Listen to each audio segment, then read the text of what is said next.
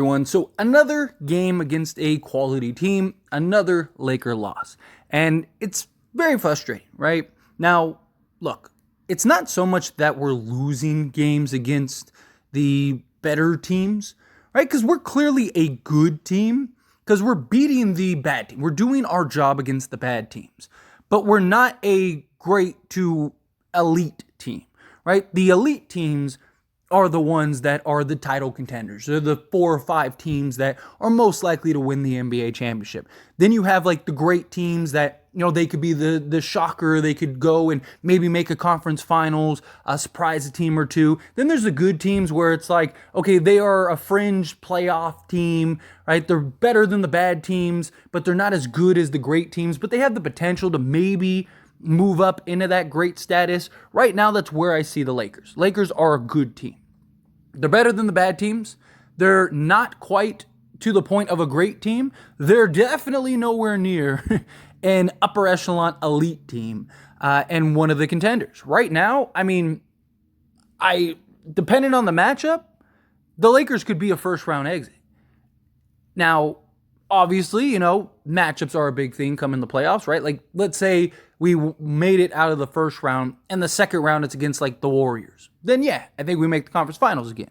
But in reality, more likely than not, most of the teams in the playoffs right now, the way that we look, are going to beat us, right? And again, it's not so much that we're losing, it's how we're losing. We're not just tight games where it's like, man, like if we had everybody back, this might be a completely different game. No, we're getting blown out every time we play a half decent team, right? And I've had people argue, oh, Lakers haven't been blown out that much. It's only been like 2 or 3 times. Well, here, let's go through it. So Lakers just lost by 23 points to the Thunder. There's one blowout loss. Then they lost to the Sixers, 138-94. There's 2 blowout losses in the last 3 games. 2 of the last 3 games have came in a blowout loss fashion. The Lakers lost to the Dallas Mavericks, right? Yes, they only lost by 3, but they were down 20 going into the fourth quarter. And to be honest, that was a game that they should have won, but still, again, you're getting blown out. You're getting destroyed. You're getting smacked, right? Let's look at the Kings game, the more recent Kings loss on November 15th. We lost the game finish. We lost by 15. Another blowout loss, right? They were up. The game was over. We basically kept it reasonable in garbage time. And still, a 50-point loss is not like some, it was a random loss. So right there, just in those, you have 4 blowout losses, all against good teams, right? Let's keep going. The Houston Rockets, blowout. The Orlando Magic, blowout, right? Rockets destroyed us, beat us by 34. The Orlando Magic beat us by 19. Do you see the trend? You see the problem? See the issue we have? Even the Nuggets game to start the season. Yeah, we only lost by 12, but we were down 20, 24 or something like that in that quarter. Right? We were down, 17?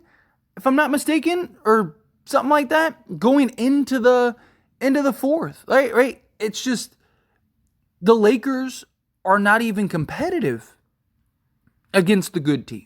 Or against, the good to great teams. Right? We're not good enough to beat these teams right now.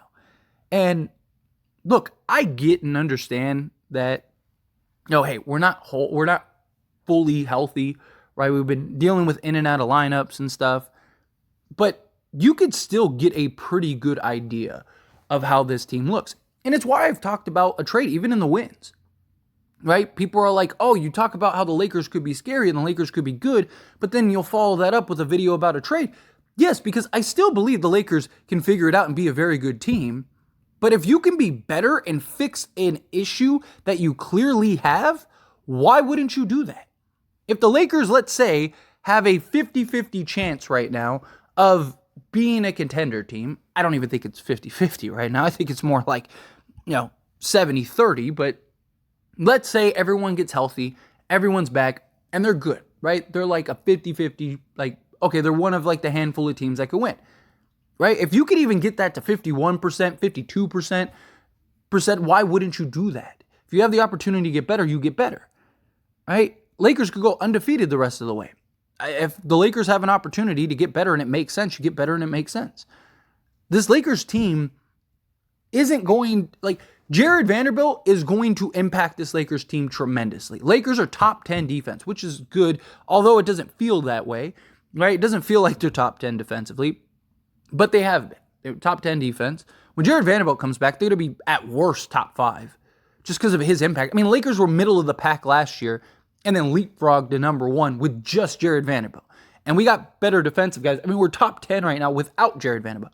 We're better this season defensively than we were last season before we got Jared Vanderbilt. So when Jared Vanderbilt comes back, settles in, and kind of gets his rhythm and stuff, and his timing and all that stuff down, and his legs underneath him, all of a sudden Lakers will be a very good defensive team. And he will help to an extent on the offensive side because he's a guy that's going to get rebounds, which leads to opportunities, whether they're offensive rebounds or defensive rebounds. He's going to go and get deflections and steals and things that lead into transition, right? So he's going to help in the offensive side slightly. But he's not the cure-all, be-all, right? He's not going to come in and now he's the savior, right? We're not all of a sudden signing prime Michael Jordan or prime Kobe or something like that, right? Like, talk about a guy that is very good and very impactful, and he will help a lot. But he's not going to all of a sudden make the Lakers the best team in the league or a clear far and away type team. But maybe it takes us from like good to like very good, not really great yet. Until the Lakers start streaming these together, it's tough, right? Like, you know, it's easy to find excuses. Like, you even hear the Lakers players and like LeBron and stuff talking about, oh, you know, like, we don't even know what this team is, all that stuff. And like, yes, to an extent, but you know what the issues are, right? You see some of the blatant holes. You see some of the blatant issues. The Lakers are terrible on the road. Like, almost all of their losses have came on the road. They can't win on the road regularly. And they have, so like, it's January and March. They have like 10 out of like 15 games are at home. So January and March is going to be a good opportunity for the Lakers. But all of December and February, most of their games are on the road. You have to win on the road. And not just that, you have to win on the road if you want to win an NBA championship. Look at the playoffs last year. How did the Lakers get to the conference finals? They beat every team that they played on the road, right? They beat them in their home court. They got to Denver, and they couldn't win on the road against Denver. And it led to Denver beating them, sweeping them, right? Denver was able to win on the road. Lakers weren't.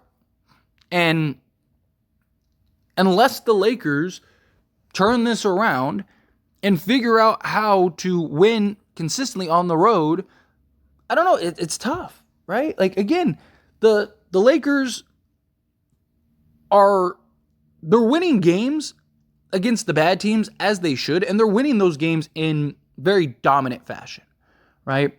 But outside of like the Cavs game, which the Cavs are just a good team. They're not great. There's a team that is essentially 500, right? Like, what other notable wins do they really have? Like, what win do you look at and just go, other than maybe the Clippers, right? Because the Clippers were a couple things. It was before the James Harden trade where they were a disaster. And two, they had beaten us like 12 straight times or whatever, right? But outside of the Clippers win, what notable win do they have, right? Like, the first Suns win was with just Kevin Durant, and we were down 20 in that game. The second Phoenix Suns game was, okay, they had Bradley Beal and they had Kevin Durant. But once again, you squeezed out a win after being smacked and down pretty heavily in the fourth quarter. Right? They outscored them by 10, they won by 3. So the Lakers, again, this is the two wins against a team like Phoenix, that record-wise has been good. There are little asterisks on the side of it, and Phoenix wasn't the team, like, they weren't as good then as they are now, right? Because now Booker's healthy, right? They've kind of figured some stuff out.